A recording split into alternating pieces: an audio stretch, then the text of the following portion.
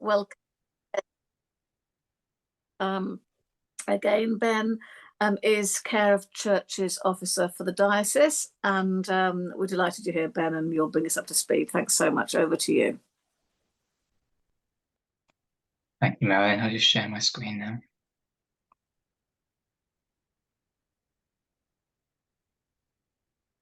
Everybody see that? Great. Thank you very much. My name is Ben Smith. I work on the property team for the Church of England, Birmingham. And so I'm just here to give a brief presentation on the work we're all doing towards net zero carbon, and to try and give some hopefully useful advice and tips to churches on reducing your energy emissions. So in 2020, General Synod agreed a motion for all parts of the church to achieve year-on-year reductions in carbon emissions with the aim of becoming net zero carbon by 2030. It recognised that the global climate emergency is a crisis for God's creation and a fundamental injustice. When churches can be facing so many other demands on our attention, such as resources, finances, staff shortages, safeguarding, why the focus on net zero carbon? Well, environment is God's gift to everyone, and care for God's creation is part of the Christian life. We have a responsibility to each other to protect it. Around the world, climate change is affecting food security, creating social vulnerability, disrupting peace and security, while also hitting hardest the poorest countries and poorest people in the world. So there's no doubt we need to act. But there is good news. The actions that we take, both small and large, can have a variety of positive impacts. For instance, just on a practical level, by saving energy, you're also saving money. Reducing air pollution can improve health, while also, as a church, by taking a lead on caring for the environment, it means that we have more credibility when talking to communities and people that we serve. So last year, the Church of England agreed on its plan to achieve net zero carbon by 2030. This was called the route map to net zero carbon, which is essentially a series of milestones and actions for all parts of the church to work towards. And as part of that, it includes a vision for our buildings in 2030, which I always like to come back to, which is that the buildings of the church will be warm, bright, and welcoming, powered by renewable technologies, where energy consumption for the church as a whole will have fallen, and on-site renewable energy generation will have increased, and carbon emissions across the church will be less than 10% of those now. So that's really what we're all working towards.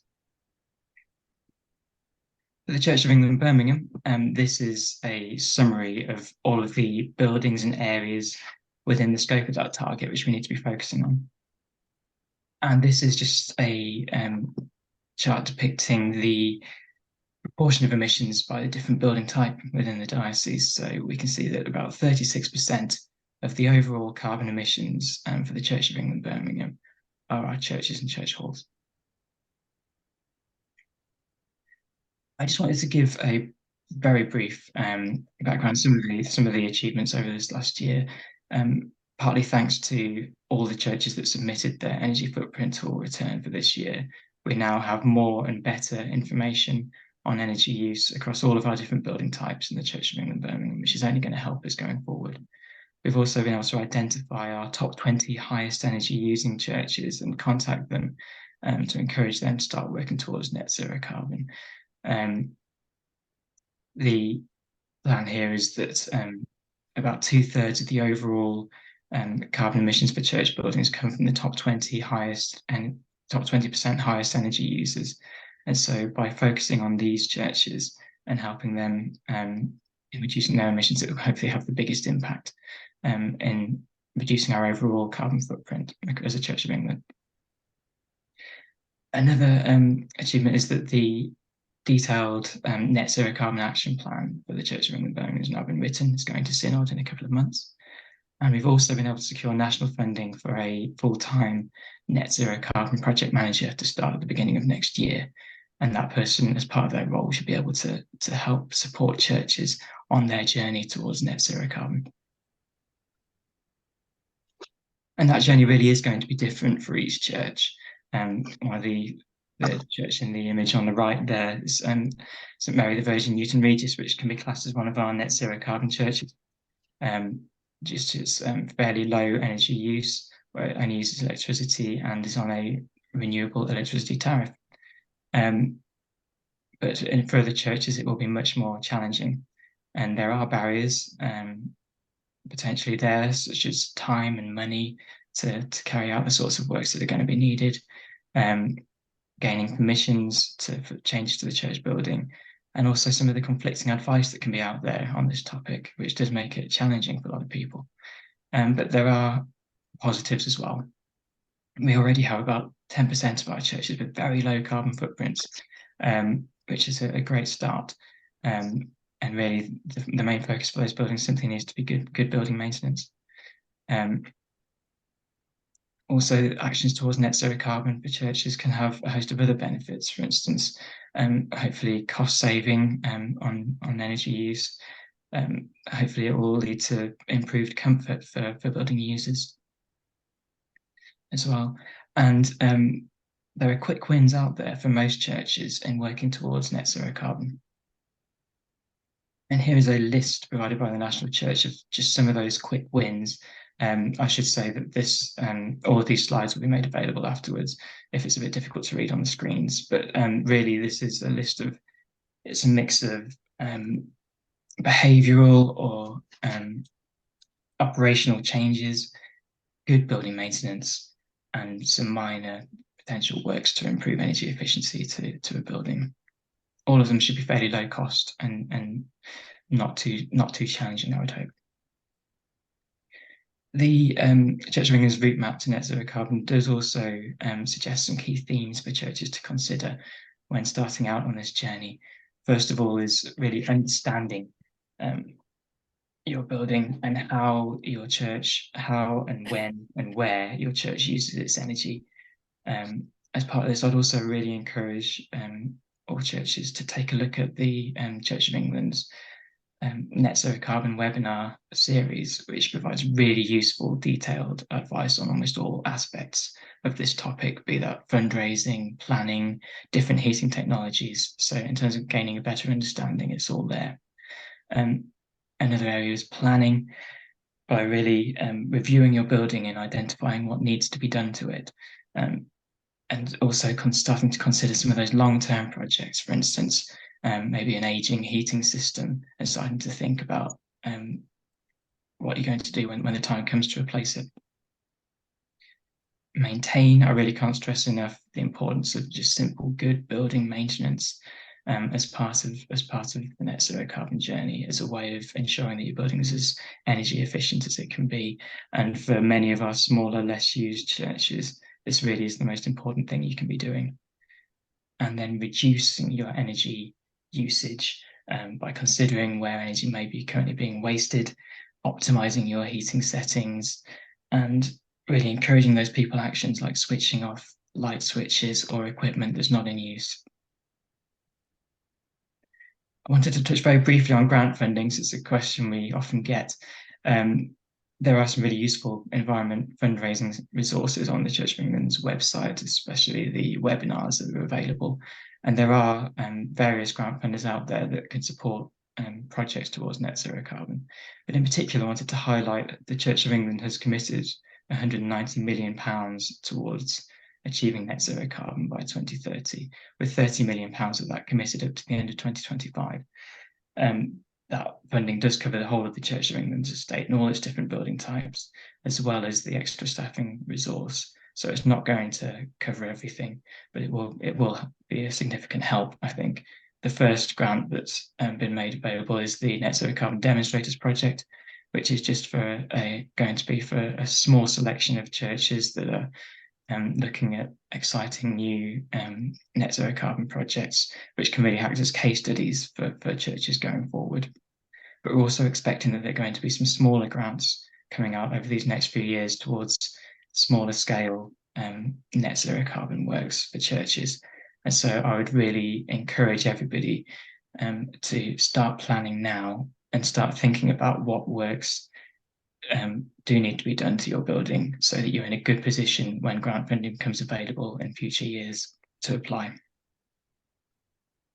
And the best way to do that, I would say, in terms of initially planning, is by using the Church of England's practical path to net zero carbon, which has a list of possible actions that you can consider to reduce your church's carbon emissions, starting with those simple, quick wins, which most churches can benefit from, up to those bigger, more complex projects, which might be suitable for a higher use building.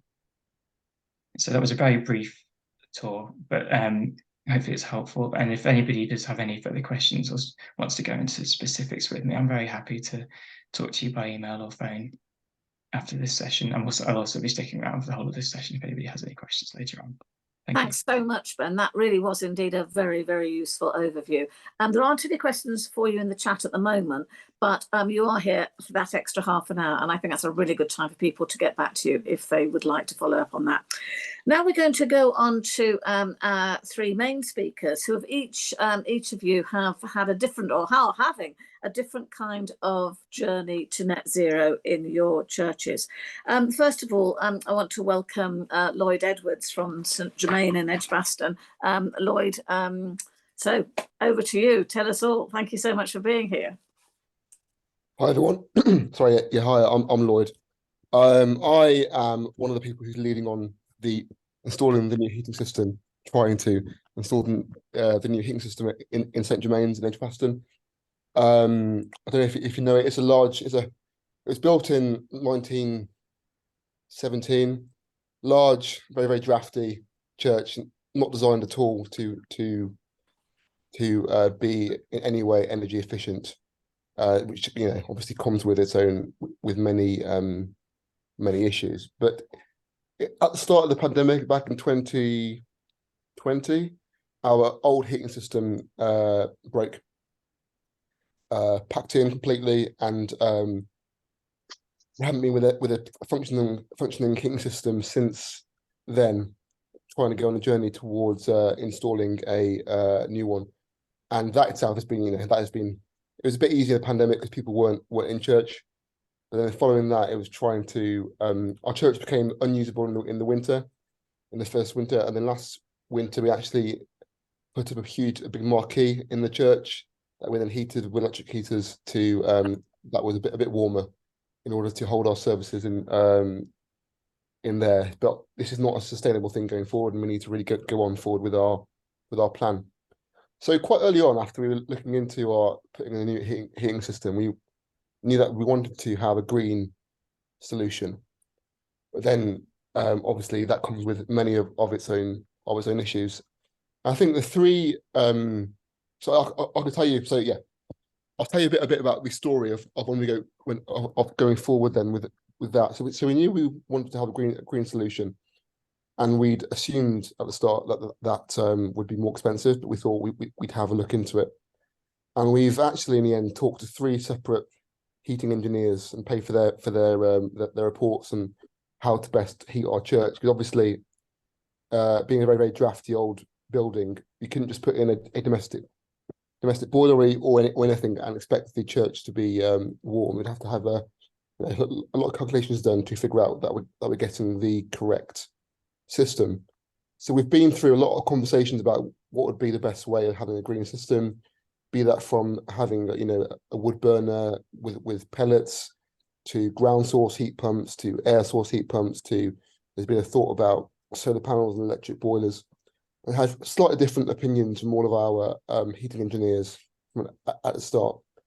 But all of them had their own issues that you have to think about regarding if we use a wood burner.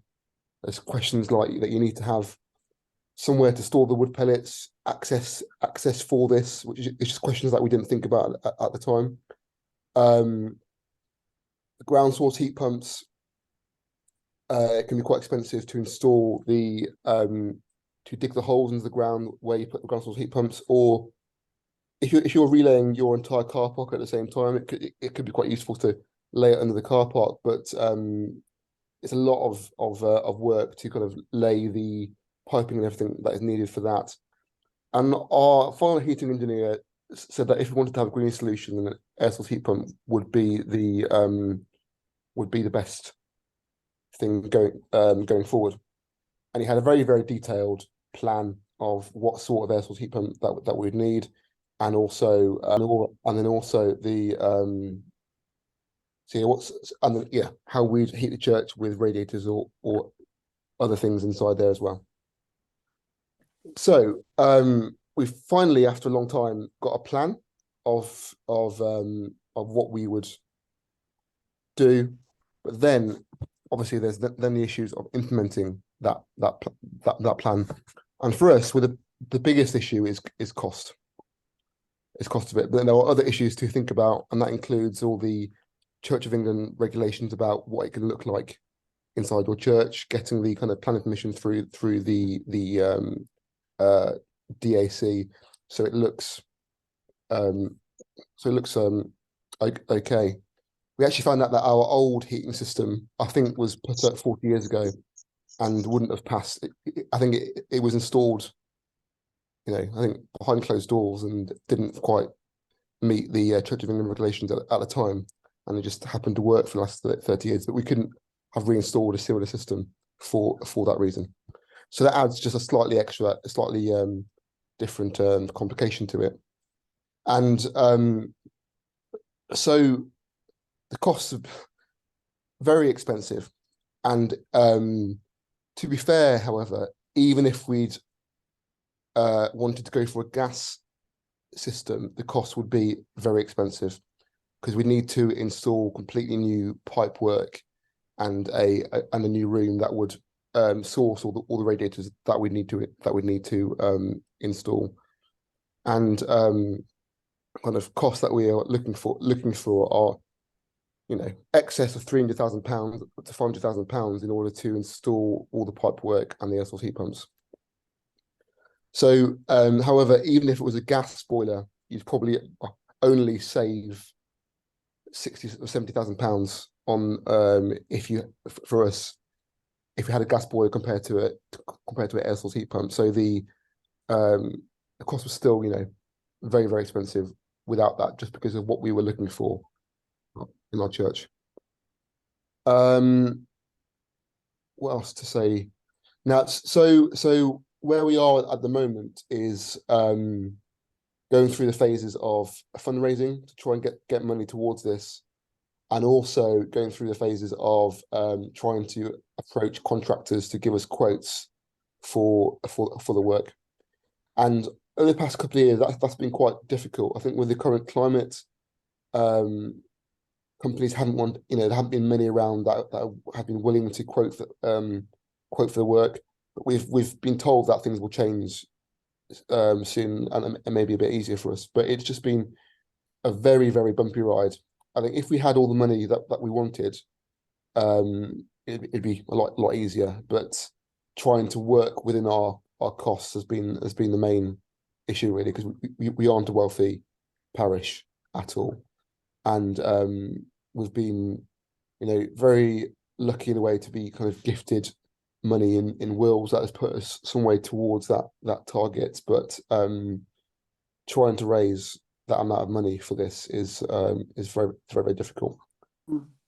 Potentially for other churches going forward who want to be thinking about air source heat pumps, I don't know if you know this, but the issue with them is that they run at a lower temperature than you would get with a gas boiler.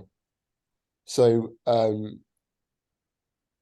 so effectively, you need to have more radiators in a church or other ways of heating the church than you would do with a gas boiler, which could cause difficulties for some, especially doing that with the church regulations about where things can go, especially. So that is one of the issues, and I guess trying to fix. We are trying to heat a leaky building with not the warmest kind of heat source, which just makes things a lot more difficult. But we are on a journey, on a path towards there, and we are getting closer. But it seems to be, one step forward, two steps back, and then you get a breakthrough and you go forward. Lloyd, I'm jump in actually there, because you've said that's a tremendously honest and very interesting, detailed account of the struggle and the journey and the complexities of it. Lloyd, somebody is asking in the chat for you to put perhaps into the chat, if you could type in the names of any of the businesses, the people that you talked to that you thought were particularly helpful on this. Lloyd, I think I'd like to go over to our next speaker and come back to you with a short panel discussion at the end. Would that be okay? That's So we can get some different perspectives on this. Or indeed, are you able to stay for the extra half hour, Lloyd? Can you stay for the extra bit? Not all of it. I can stay for a bit. We can stay for a bit. People can jump in with questions then. Lloyd, thank you very, very much for that very honest account. Want to go on now to Mike Powell, who is from Barnt Green, Cofton Hackett. Mike, I think you've explored very different solutions. Over to you. Thank you very much, Marilyn. Well, good evening. So we were looking at a pew seat heating system at St Michael's Church in Cofton Hackett. We installed it earlier on this year and it cost us £13,400. And the fuel consumption for that is very different to Lloyd's. It's approximately 3 kilowatts an hour on the maximum setting, and we don't very often use the maximum setting. So St Michael's is a small parish church. It's only really full at weddings, funerals, Christmas and Easter. So we need to be flexible about our heating, and we just need to heat the congregation and not the building. Originally, for many, many years, we never had any water or gas supplies. But when the Longbridge car factory was developed by St Modwin's kindly installed the supplies for us, which gave us opportunities that we never had before in the church.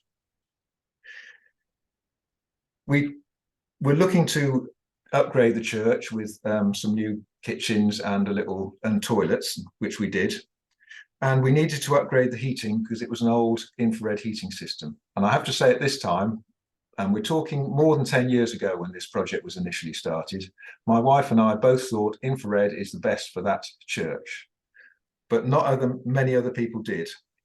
So as a second best option, we tried to model the heating in this church on what's been very successful at our bigger church, St Andrew's, which is a very powerful fan radiator system running off a gas boiler, but it heats up the building air very quickly, maximum of 2 hours before a winter service.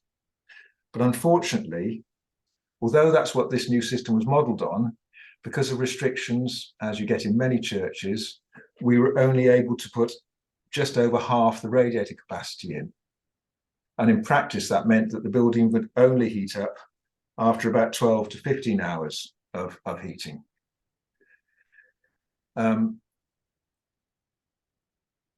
Sorry, I should have put the next slide on. So you've heard all about this. So what options do we consider? Because we were a bit stuck at that point. We put a nice new heating system in. It wasn't working particularly well, and we didn't want to run it for 12 to 15 hours at around about £1.75 to £2 an hour, plus the waste of gas. We couldn't do very much with putting more radiators in because of restrictions. We did look quite seriously at mounting long, thin radiators under the pews so heat would come up while people were sitting. It was difficult to control and would have been quite expensive. We looked at electric radiant heaters, which again would have been quite expensive to run. And then the diocesan heating advisor that we've used in the past suggested we looked at electric seat heaters. You may or may not be familiar with the style of seat heaters we used, but we used ones from a company called Covo-Smith. And you can see a diagrammatic sort of representation of how they work.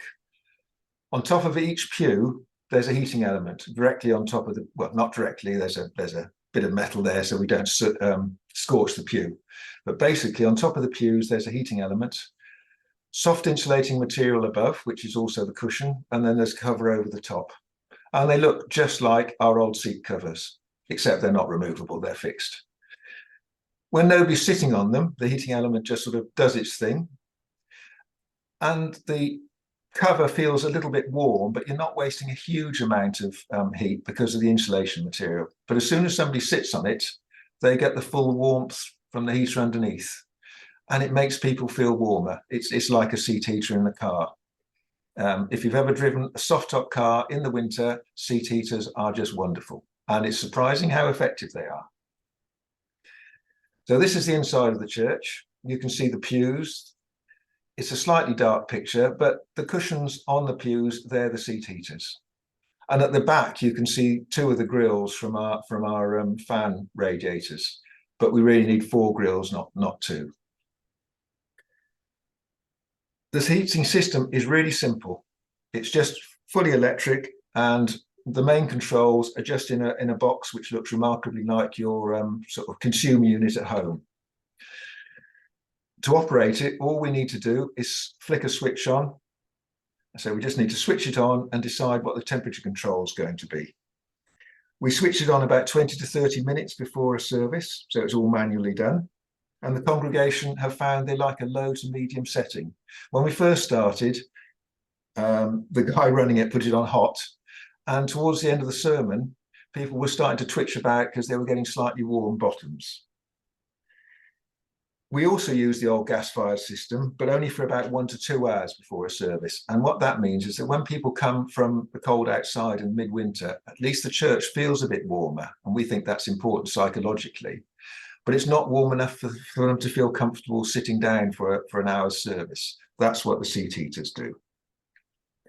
Under each of the pews, there's a little switch, so we can decide whether we've got seat heaters for the whole church, like Christmas and Easter, if Easter's cold, or a funeral in the winter, or we just have a few of the seats on, because there's a congregation of about 20 or so generally during the winter. And people also get the choice. We put labels on showing which ones we got switched on and which ones we haven't. So if people don't want to sit on a heated pew, they're free to do so, but we find most people do like to sit on the heated pews. So in sort of conclusion, the congregation have been pretty happy so far. I know it was put in January this year, but so far it's been positively received. And we feel it's a pretty cost-effective solution to what was quite a difficult problem. Thank you very much. Thanks so much, Mike. What an interesting story, and a story which shows that for your church, in its particular context and the way it's shaped and everything with pews, that's a really great solution. There's some interesting stuff coming through on the chat. Thanks, Ryan, for your information you've put on there. Lloyd, there's a question for you on the chat. If you could respond to that, that would be great. If you could jump on there, please. That would be fantastic. For the third alternative for church heating, I'm going to go across to Dan Wilson from All Saints King's Heath and Kate Crocker from St James Shirley, who have both got stuff on infrared heating to share with us. Over to you, Dan. Hi there. Yeah, I'm just going to talk a bit quickly about infrared options. BACA members went to see one of the systems that the Church of England talked about, which was St Mary's Chalgrove near Oxford in 2021, and they've sort of got high-level infrared heaters. And the video I'm going to show is just of a new system that works in a slightly different way, because the infrared heaters are sort of lower down, close to the congregation. Just a quick bit of information. Infrared heat is kind of part of the radiation you get from the sun, so it's the bit that makes you feel warm, really. UV light is the other end of the spectrum, and that gives you sunburn, but infrared is the one really that you feel warmth on your skin. So this system here is kind of a bit experimental, but it's the treasurer of a church called St Mary's in Bristol who's talking, and I'll just try and share the video. It's about 4 minutes.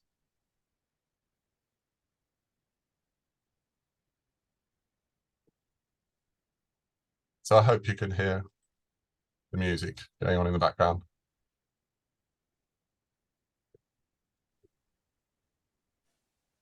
No, we can't.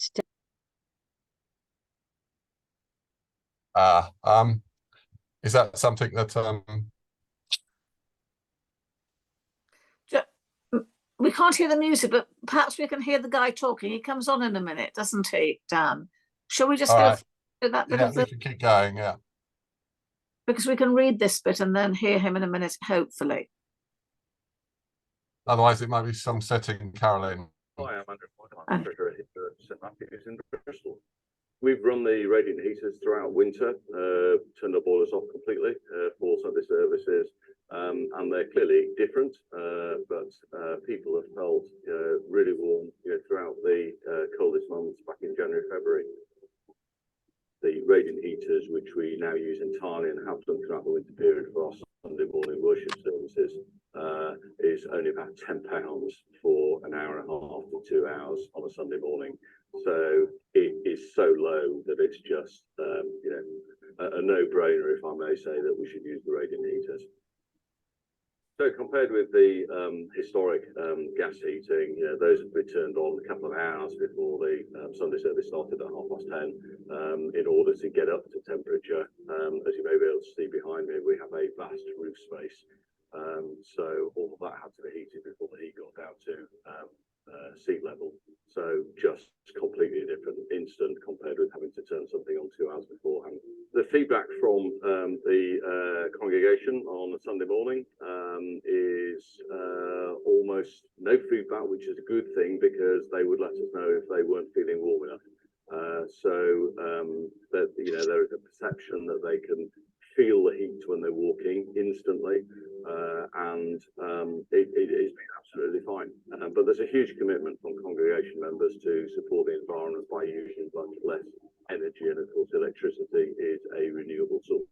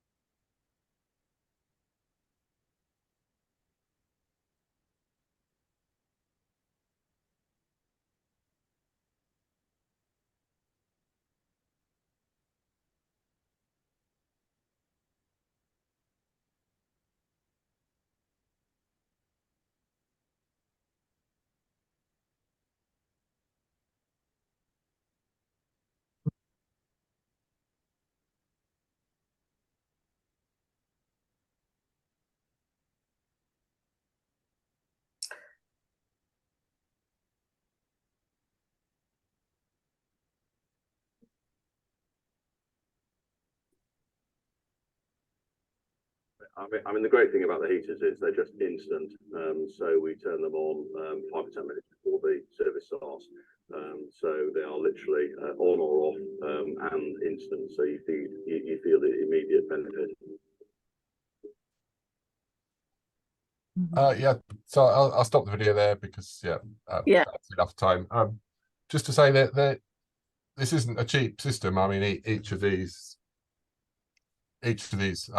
radiant heaters is kind of quoted as £9,000 each. So it's not a cheap system. Everything you have to do in terms of heating is quite expensive, and so just to make people aware of that. Yeah. Kate, do you want to come in here, Kate, because you've got experience of this, haven't you, as well? And there's a question in the chat, Kate, about if hot air rises, how are these working, really? Yeah, I think hot air rises because it's warm air, warm gas that's been warmed by the radiation of the sun. That's what rises. But the direct radiation of the sun comes straight down. When you're sitting in sunlight, you're warmed directly by the infrared from the sun. If the air around you is warmed, that will then rise. Does that make sense? Yes, I think that's okay. Kate, what's your experience? You want to tell us a little bit about it? We're already on the journey. I'm Deputy Warden at St James's Church in Shirley. And this is a medium-sized Victorian church, grade 2 listed, with no insulation and single glazed windows and fine stained glass, and not easy to insulate at all. We've got 2 gas boilers, which are about 45 years old, and are on the point of failing. We're hoping they're going to last another year. Our wet system has leaked twice, causing significant damage, and it has a very long warm-up period. So that really our present system is not fit for purpose, either the boilers or the wet system. We are in the top 20 carbon emitters in the diocese, and obviously we're working on that. We have some experience of changing of heat, in that our church hall was heated by a gas boiler, and we now have infrared panel heating in there for a year, which has proved quite successful and has reduced our carbon footprint. But we didn't really know what we wanted for the church. Obviously, we did the obvious things. We cut out drafts, we replaced a faulty timer, we're monitoring our fuel use, we're lowering the thermostat, all the things we can do to keep ourselves going. But we know we've got to do something soon. So our first step was to ask Ian Simpson from the diocese to come and visit us, which he did in February. And we had a very useful discussion of all the possible options. And then, having given us a lot of very useful advice, we went away, and Heather sent us a copy of the Diocese of Ely questionnaire, which, if you haven't heard about it, Heather can get it for you. It's like a self-assessment document where you look at a whole series of questions that helps you analyse what your church is like, what your congregation needs, and slowly points you to what your options are going to be. And so we did the Diocese of Ely questionnaire, and the sort of things it asked us to look at was, what is the church actually used for? What is the congregation like? How long are you using the building for at any one time, and particularly how many hours a week? Which parts of the building you have to heat? Are there any options for part heating? And whether you have any special parts of the building, like fabric or interiors or valuable artifacts that need special care and would be very prone to humidity issues. And it's really good because it helps you think around all the things that affect your choice. And you can then move on to a series of tables which tell you what's likely to be a viable solution for you.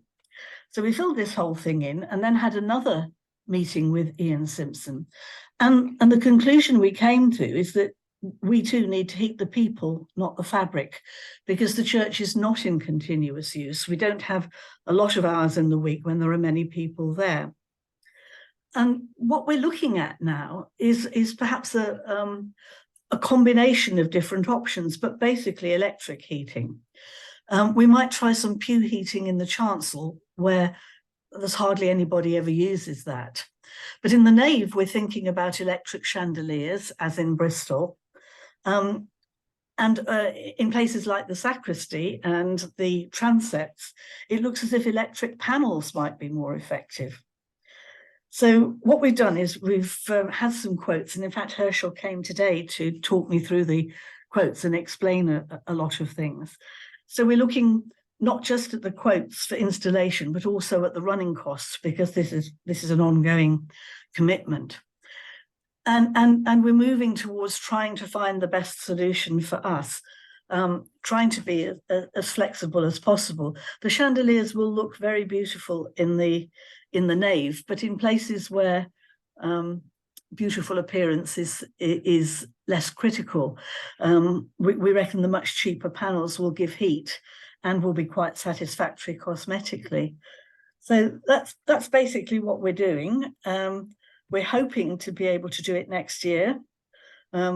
Finance is going to be quite an issue, as with everybody, but we're looking at that as well. And that's where we are on our journey. Well, interesting. Thanks so much, Kate. Interesting to see how all of these churches, your description is how you're drilling down into those particular spaces and that emphasis on heating people and not just assuming you can heat the whole thing is a theme which I think is emerging more and more. That's great. In the chat, there is a lively exchange of information going on. So I think instead of, because we want to move on to a different part of our evening now. So I think if you want to know more about any of the things that have been said or have more information to share yourselves, even if you're not the speaker, please put the information in the chat. And could everybody keep an eye on that, please? And of course, we'll come back to that after the main session is over. For now, we're moving from churches to the question of how, as individuals and families, we heat our homes and, of course, help one another, help people in our churches to think through things which are more about our domestic responsibility in relation to getting to net zero. And Reverend John Nightingale, who's a member of BACA, Birmingham Anglicans Climate Action Group, and is also on the committee of Footsteps, which you may have heard of. This is an interfaith body committed to working across different communities, different faith communities, to engage people with the challenge of net zero. Footsteps also has very strong links with the council. So interesting resources from there, which John will share from you, both for use with groups and also for individuals. So John, thanks so much. All over to you now. Thank you very much. And I'm going to talk about some, can you hear me all right? Yeah, I'm going to talk about some flashcards which are available as cards, as you can see here. Hold on, let me.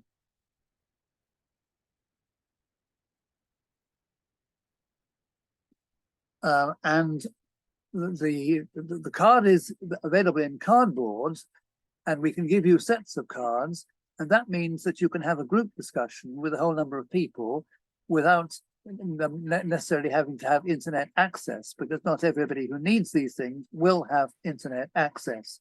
Now, on the front of the card, you will have an issue. This particular one is types of damp, and on the back of the card, you will have a number of suggestions of doing something about it. That is the format of the flashcards, and they come in groups of anything between 6 and 12 on a number of particular subjects. And I'm going to take you through simply a taster selection out of those flashcards in order to make some basic points. So I will now go to the PowerPoint, so sharing my screen first.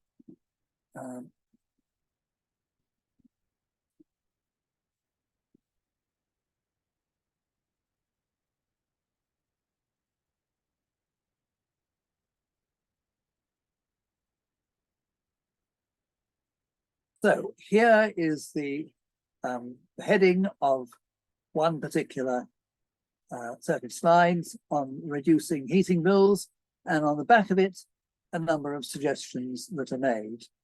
And with many of the suggestions, you will have links to places where you can get further information, for example, from Citizens Advice Bureau or the Centre of Sustainable Energy.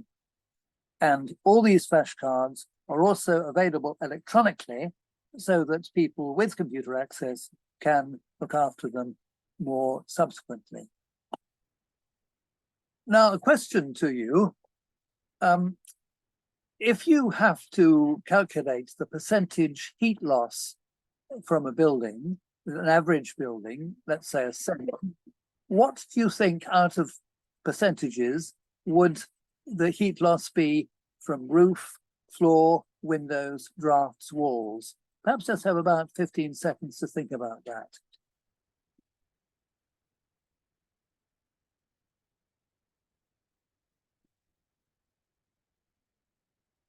And this is what it's been calculated to be on average.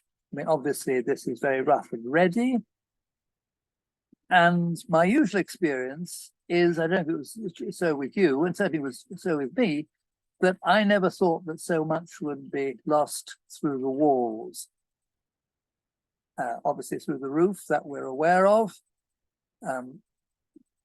Through windows, perhaps less than I would have thought, but also quite a lot through drafts. Now, this is worth studying in some depth, really, because we have different ways of reducing energy use. And it's interesting to compare the price of them and also the amount of savings that you might be expecting in a year. Again, this is based on figures for a semi, and it's an average, and it's pretty rough and ready. But loft insulation, if you're doing it from scratch, £440 if somebody else does it. If you do it yourself, it would be less, and very considerable saving. If you're working from scratch, you can get the money back in a year. Cavity wall insulation, which is for those walls that have cavities, which is usually in homes built up to 1930s.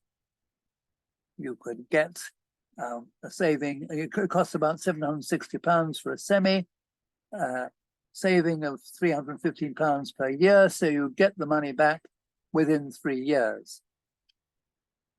Floor insulation, you get the money back between 10 and 20 years. And then solid wall insulation, which you may have to do if you don't have cavity wall insulation, you would get the money back internally in about 10 years and externally in, well, twice that amount and maybe even more, because some quotes are very, very large. Now, whoops, go back. There are, right at the bottom, you will see there are a certain amount of funds available, and I'll deal with that later on. Very simple suggestions and tips. I mean, you may think these are absolutely obvious, but I think to many of the people that we are with, they're not so obvious. It's very easy to find out where the drafts are. You can use a candle or an incense stick, see where it moves, or slightly more sophisticated, you can use a thermometer gun, which costs about £20–25, and you point it at somewhere and it gives you a temperature reading, find out where the cold spots are in your house. And then there is, which many householders will be aware of, the energy performance certificate. This is a requirement if you're selling a house, and it costs about £75 to have it done. Somebody will come in and give you a rating of your house and indicate in very broad terms where the problems are and what sort of things need to be done to give it a better rating. And obviously there's an advantage if you own the house, but if you are a tenant, it still may be worth having it done, bringing it to the notice of the landlord. It will make things better for you. It also will improve the property, I mean, to the advantage of the landlord, as the landlord lets it out to some subsequent tenant, or indeed in the future wants to sell it. So there's also the question of energy use from appliances in the home. And here again, there are a number of different ones I've listed there. I'd like people to think perhaps what are the proportions, percentages from those different things in the average home.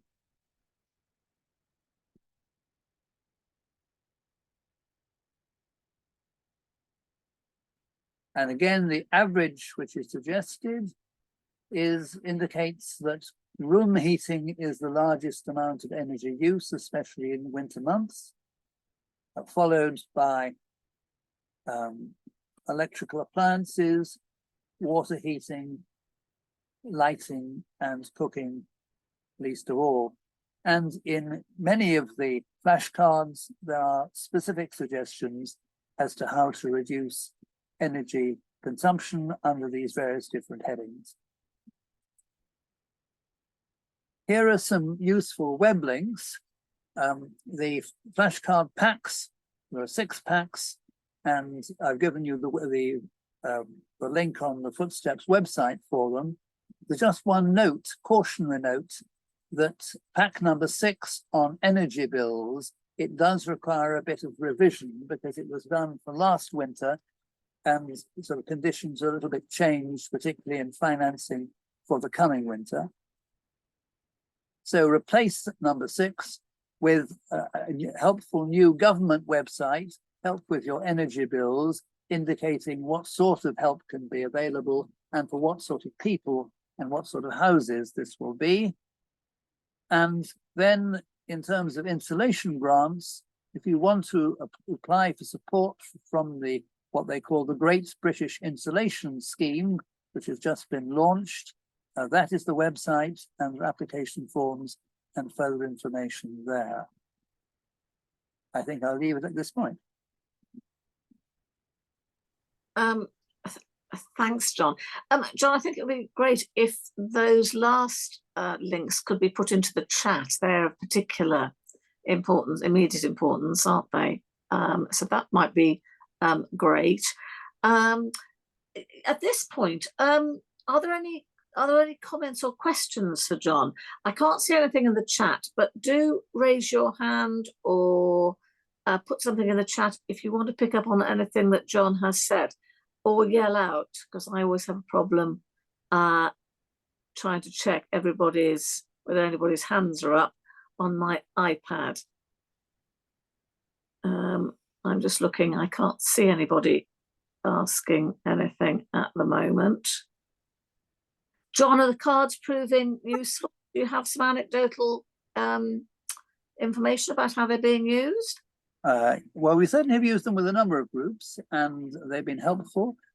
Really good at starting a conversation. It gives people something to react to and something that's sort of in their hands, it's reasonably comprehensible, but we'd like to try them out more. Yes. Available. Yes, yeah. Yeah. And an effort has really been made to, as it were, boil the stuff down to the simplest possible thing to make it accessible and available to those people who probably most need energy help in their homes. Yes, absolutely. Okay, yeah, for sure.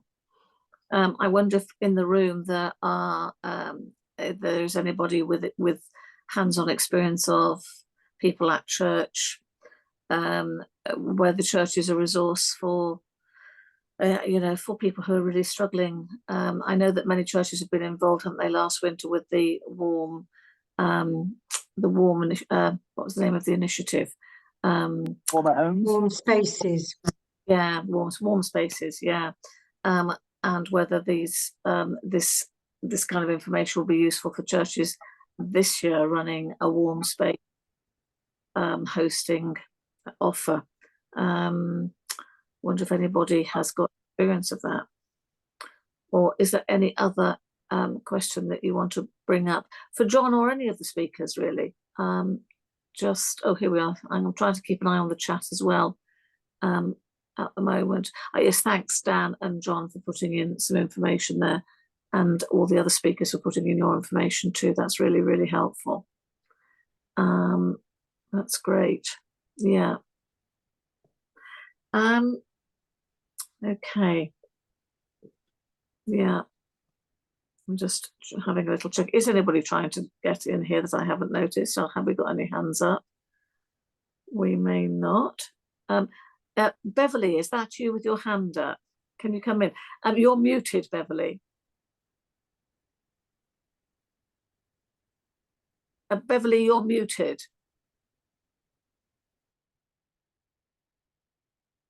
Oh, we can't hear you. Beverly, we can't hear you. You're still muted, I'm afraid. Can you see how to unmute? Oh, oh dear. Can somebody guide Beverly to unmute? Because I'm using an iPad, which most people use an ordinary computer. How are we going to ask Beverly to unmute here? If you're on an ordinary computer, you can often just press the space bar and it'll let you talk temporarily while you keep it depressed. Ah, That hello. better? Can you, ah, you can hear me? Yes, great. It's echoing a bit, but I'm sorry. Well, I'm from St. Bart's. Oh dear, hang on, hold on. Let me turn this one off. All right. Oh my goodness. Is that any better? Much better. I had the iPad and as well, my phone as well, because the computer's packed up and I was trying everything. And in the end, I got through. I could hear everybody, but I couldn't say anything. Anyway, our church is St. Bart's in Birmingham, and our church has been built. So it was quite interesting to note all the heating system that they recommended. So that's one thing I should take back. But any information that other people are coming out with about their church and the heating system, I'm very interested in that. So I don't know, will you be able to send any information to me? All of tonight's session will be recorded, Beverly. All so right. On YouTube. Heather, do you want to comment on how people can access backup information more generally?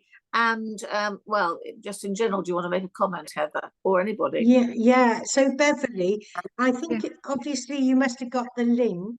Did you get the link through my email, or did you get it from the I got it from bulletin? a lady called Wendy. Sent me the email.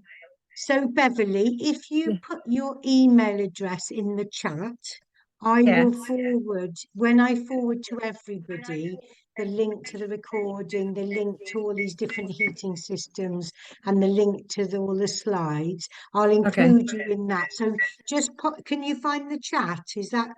Yeah, well, I did to get in, I had to put my email address in.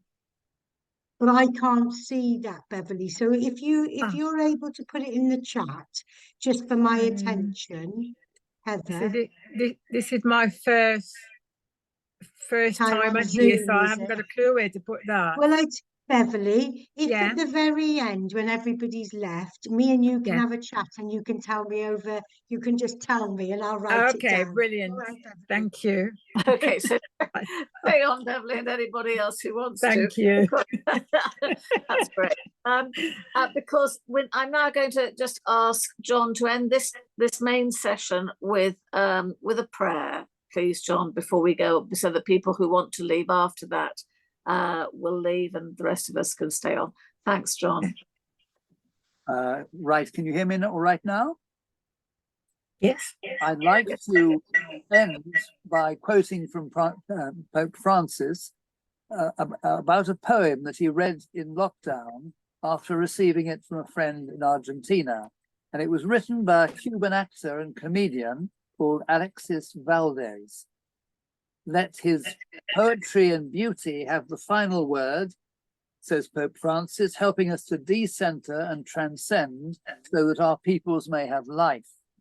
And here is the poem, it's called Hope. When the storm has passed and the roads are tamed, and we're the survivors of a collective shipwreck, with tearful heart and our destiny blessed, we will feel joy simply for being alive. And we'll give a hug to the first stranger and praise our good luck that we kept a friend. And then we'll remember all that we lost and finally learn everything we never learned. And we'll envy no one, for all of us have suffered, and will not be idle, but more compassionate. We'll value more what belongs to all than what was earned. We'll be more generous and much more committed. We'll understand how fragile it is to be alive. We'll sweat empathy for those still with us and those who are gone. We'll miss the old man who asked for a buck in the market, whose name we never knew, who was always at your side. And maybe the poor old man was your God in disguise, but you never asked his name because you never had the time. And all will become a miracle, and all will become a legacy, and we'll respect the life we have gained. When the storm passes, I ask you, Lord, in shame, that you return us better as once you dreamed us.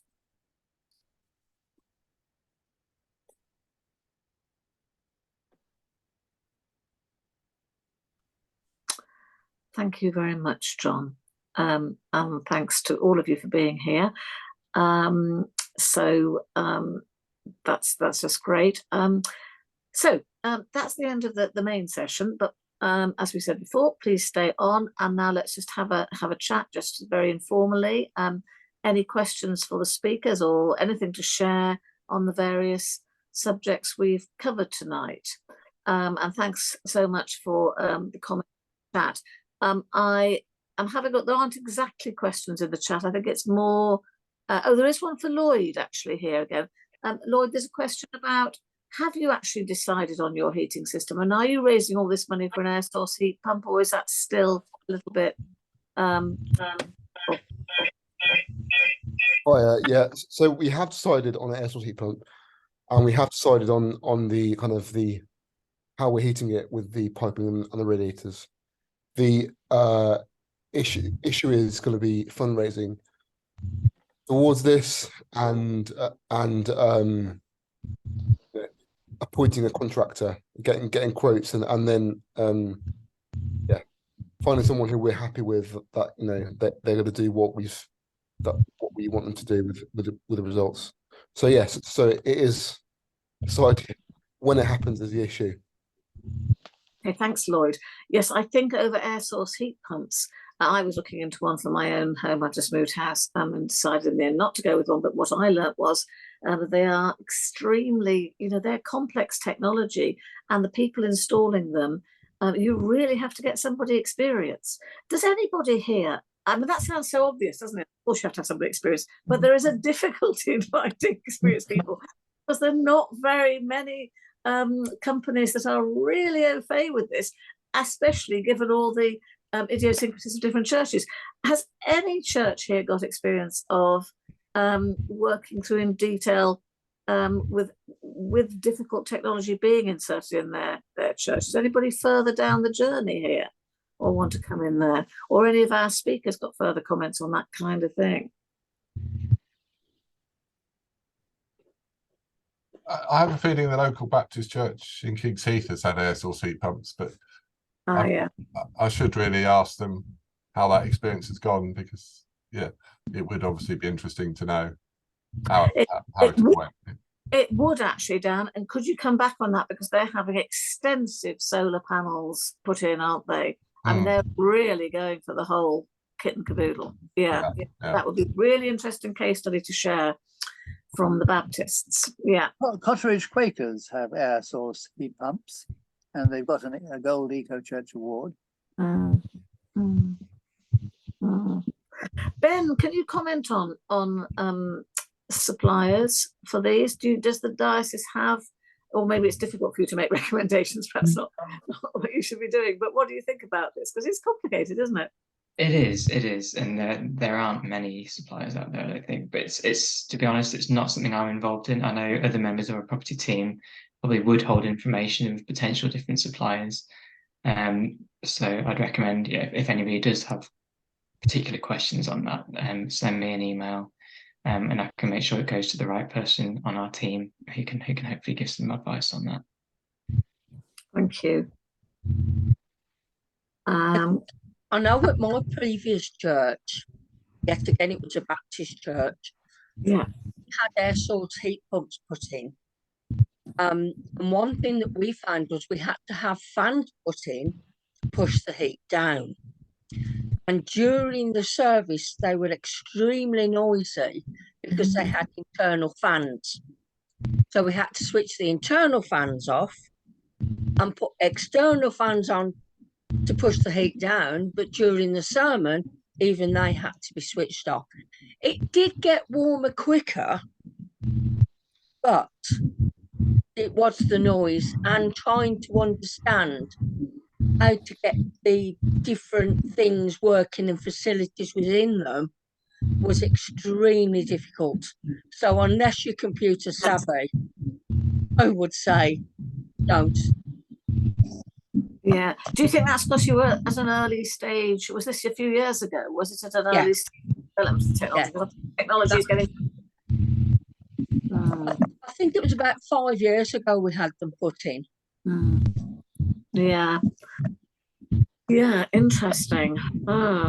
Yeah, I can comment on that.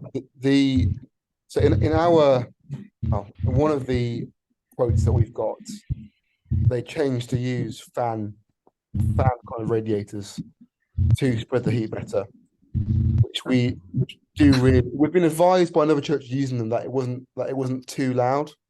However, on hearing you there, that's really useful to know. It definitely would be worth us going to hear it before we commit to anything. Obviously, again, this is it depends on the layout of your church. It would have a huge difference where they are. If they are further away from the congregation, it would be less of an issue than if they were quite close. So that's really interesting to hear. Very valid. I'll definitely take that back. That we need to be certain before we install it that we are happy with that noise, because we don't. That could be an issue. Yeah, important point.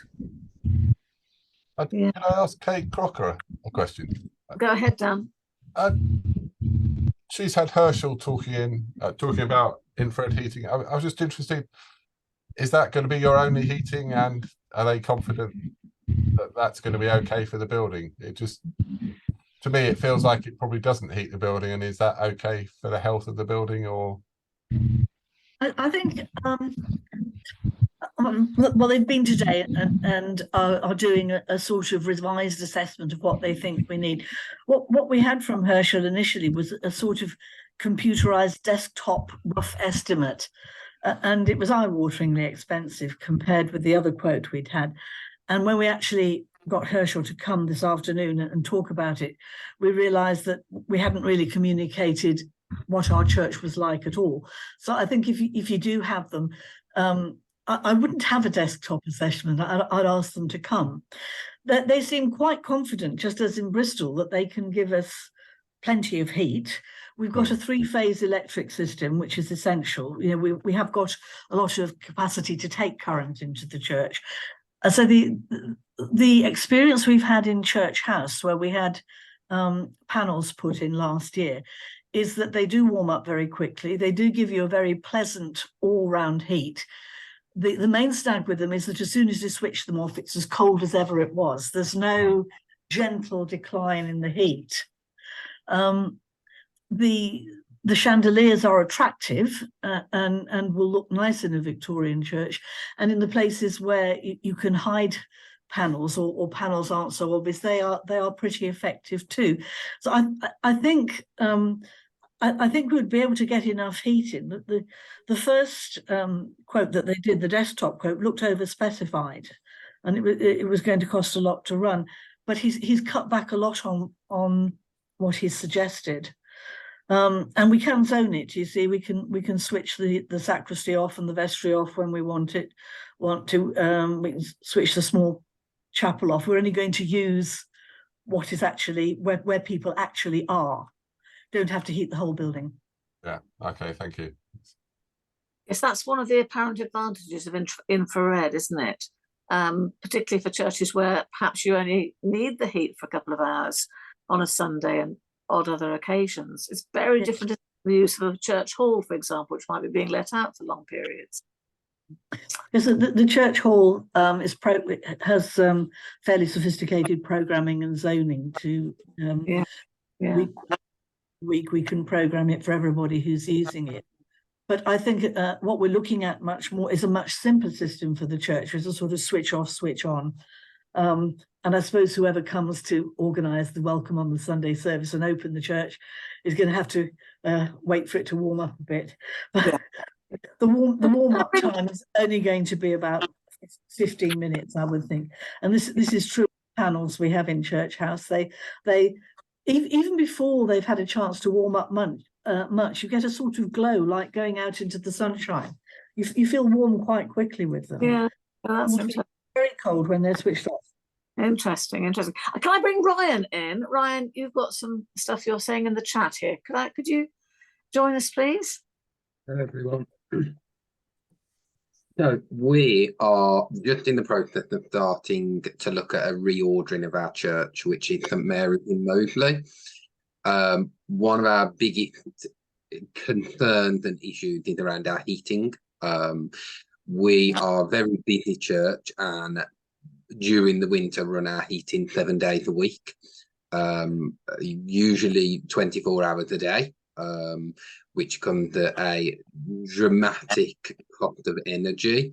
So we're trying to look at ways as part of our reordering as to what the best heating systems will be. Also separating areas of what is a relatively quite a big space within our church. We've got north and south aisles in the centre, as to whether we separate those to heat individually. We're looking at lots of options, and similar to a lot of other people, the budgets of what quotes come back with for conventional heating systems are extraordinary.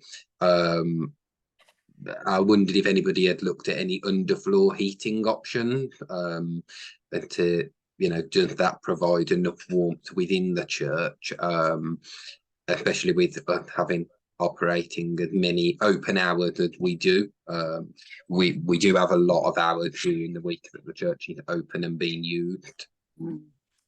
Yes, interesting question. Thanks, Ryan. Underfloor heating. Anybody got anything to say about that? I can. It was a question that we asked at some point. I think that just with the specifics of our church, it would have just been, the cost would have been even more due to the fact that you'd have to dig up the whole floor and relay it in that way. However, I think it is a really good idea if your church can do it that way, because you don't need to run it at such a high temperature, because you only need to heat, like, the bottom two meters of the church and at an adequate temperature, and then everyone will be warm. So I think it depends entirely on the layout of your church. I think what that could be a possibility. I think what we're hoping to try and do is, we've got different levels within the church at the moment. We're trying to make our church more accessible across the whole of the building. Our church has also gone 2 extensions many years ago, and we can't dig down into the ground, as most of our church is actually on burial plot. So we're thinking of where our pews are, that the pews are set maybe in boxing of 4 inches off the floor at the moment. We raise the whole church up to that level, and we lay the heating on that sort of level, if you like, rather than, most of our church is already raised up apart from the walkway at the moment. Whether we raise the rest of it up with timbering board and then lay the heating on top of that, we're trying to obviously balance the cost of the investment versus, also, like other people have said, the ongoing running cost. We've got another church and a church hall as well, 3 buildings that we're trying to look at different options within them, depending on the usage of the building. Yes, that's it. And zoning, Julia, you're asking a question about zoning, aren't you, Julia? Do you want to come in there? Well, it's a question both for Ryan and for Lloyd about where you find the people who know about these things, because zoning is certainly something we've been thinking about, but I'm not even sure the type of expert we need.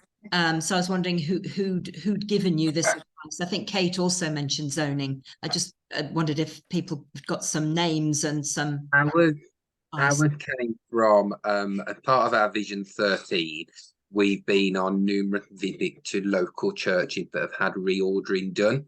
So there's a particular one within Smethwick and, I can't think of the other one we went to, that, for instance, in the archways of the church, they've all been glazed in, but they have sound systems within. So although it's glazed in, you're still part of the main church. But if we're only using our north aisle for finger practice or something like that, we would only heat that area. So it's about how we're looking to divide the church up to heat it better. You know, and a couple of the churches we'd also been to had brought down the ceiling level. So they'd actually, rather than have quite a high roof, they'd actually brought that down with sort of like material banners, if you like, that just came out on drawstring to stop the heat passing through them. What about the actual, who knows how to separate your heating system so that it can go into different zones? Ours at the moment is a very old heating system. And fortunately, although our church is effectively one body, we've got 4 zones within that heating system. So they're you know, ready. yeah, we tend to run them all simultaneously, purely for the fact if you've got the north aisle on a lower temperature, the heat sort of naturally moves over there. For us to run on the different zones, the information we had from SMS was we would need to segregate the spacing to be able to better control the zone. You know, if we only have the heating on in the north aisle, that tends to automatically pass out into the main area of the church. So it's sort of segregating the zone to keep that heat contained. We're fortunate that we only have our main heating system in the body of the church, and the rest of our office, toilet area, wet room, and all the other parts of the building we do heat via other means. We've recently invested in a big 3-phase 15,000 kilowatt floor standing heater that got a big element and it blows heat out. That heats up St Anne's Church roughly in about 15 minutes. We then turn it down low and it keeps the temperature quite sort of warm in there. We've had it on today and we did get asked to turn it off. Actually, it got a bit too warm in there, which was surprising. But the group that we have on throughout the day, we're looking at alternate depending on what time, you know, if we at Christmas, for instance, we'll have the main heating on, but we won't have it on as high because we'll have 600 to 700 people in the building. You know, the amount of bodies that are in there sort of naturally heat that space better. Thank you. Does anyone know then if you've like just got a boiler or 2 boilers that is not zoned, what kind of engineer do you need to come and advise if you're going to try and zone your gas heating? I would say it's part of the brief that you give to the contractor. You know, when you call somebody in to say, what is your solution to our heating? One of the questions is, well, the sort of questions you ask is, how are we going to control this so that it runs economically? And how are we going, you know, how much zoning can we do so we only heat what we need to? And so certainly so far, the potential contractors that I've spoken to are the people who tell you what they can do with that. So it's all part of commissioning the thing, all part of scoping it with the possible contractors. Contractors, because we've sort of struggled. We've even asked asked once, or I've asked a few people at the diocese. We're struggling to get the sort of names of the types of people who would come and do it. So Julia, we're in a similar situation. With SMS that deal with primarily church heating. Our heating's currently broken. They are very busy and we're desperately trying to get our heating back up and running for Christmas. We need a part of the pipe repairing. I also, with you, would like to find out if there are any other heating engineers that specialise in the cast iron heating systems that can come and help us get it repaired, and similarly like you can help on zoning. I've extensively phoned many companies who don't seem to be able to support where church heating systems are concerned. I've came up against that quite a brick wall. This is surely a question for you, Ben, isn't it? For the not for you personally, but for the diocesan team to. Yeah. It is. I know it is a concern. Julia, I don't know whether you've spoken to Ian Simpson about this. I get the sense you that sort of waste. Yes, I have. Nothing so far. Yeah, so Ian Simpson, our historic churches officer, can often provide very useful advice to churches looking at considering new heating systems.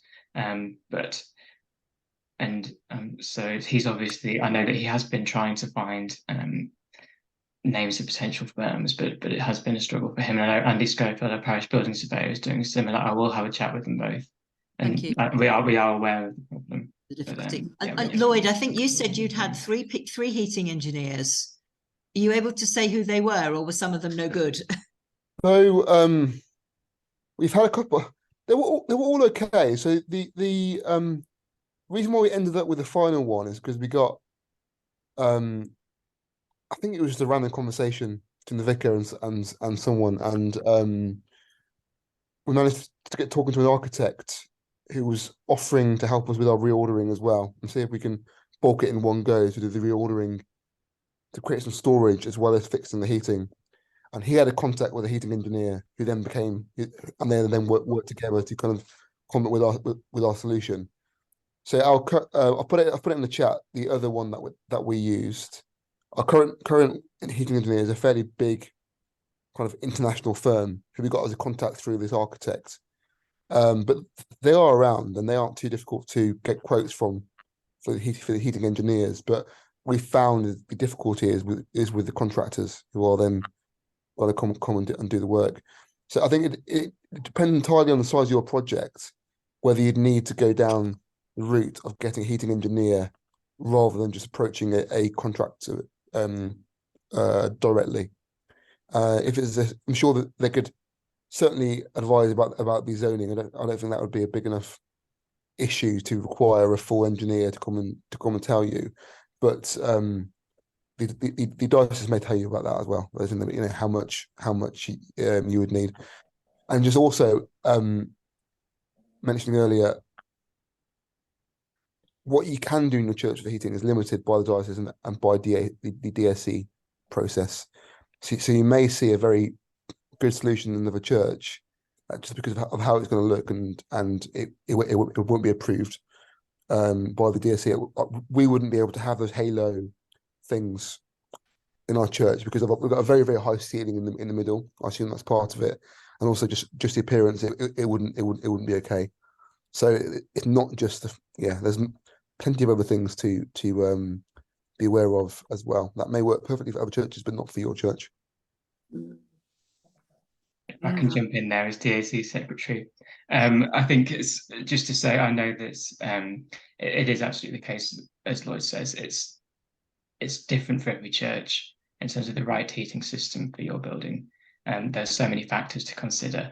And I think the DAC is all absolutely supportive of the way that St Germain's is going, and it's been really supportive of everything they've been doing there. And we think it's a great project. But yeah, I would encourage everybody, anybody in the initial stages of thinking about a new heating system, to use that heating checklist, which Kate Crocker was referring to as the starting point. The DAC, as soon as you've built that in, is really keen to engage at that early stage and give some initial pointers and ideas to help you, and then starting to think about it in more detail. But I think that's what I'd encourage anybody to do is start by completing that checklist, which basically gives that full background of your current context and the current situation at your church, and allows the DAC to give that sort of initial steer on things before you go too far down any one track. Thank you. Thanks, Ben. That's useful. I nevertheless think there's a database, national or local, with so many churches now engaging with this. Looks like it could be a very, very useful thing, doesn't it? Something a bit more organised, perhaps, to support people. Mike, can I just ask you, with pew heating, this is probably a really silly question, but when many churches have chairs that can be moved around, is there any? I suppose you can't do it, can you? It's only with fixed pews. Is that right? You're muted, Mike. Thank you. Sorry. It is much easier with fixed pews. When they came round, they could have put one on the vicar's chair, which would have been, I think, a plug-in thing, because his vicar's chair moves around, and we could have put one on the organist's stool. But I think if you had a lot of individual shares, that might be quite a challenge. Probably not practical. Yeah. No, that's what I thought. Yeah, interesting.